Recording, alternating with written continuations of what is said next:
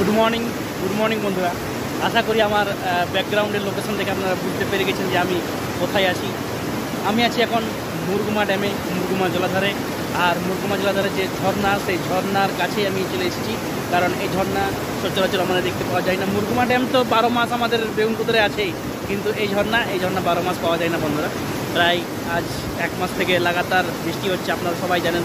সেই বৃষ্টির ফলে এই ঝর্ণা উৎপন্ন এবং এই ঝর্ণা খুব সুন্দর দেখতে লাগে।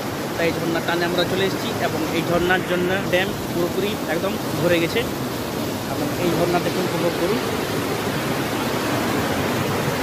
অলরেডি অনেক পর্যটক এখানে এসে উপস্থিত গেছে এই সকালবেলাতে।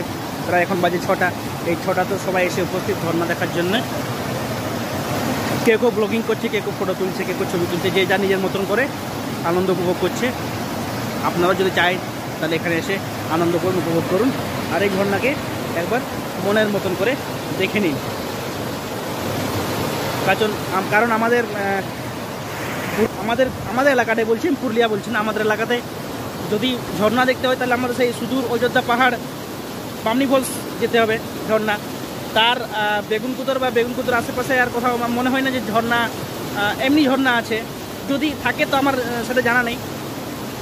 তো তাই এখানে যখন ঝর্ণাটা হয়েছে তখন আমরা ভাবলাম যে একবার ঝর্ণাটা দেখে আসি আর আপনাদেরকে একবার দেখিয়ে আসি।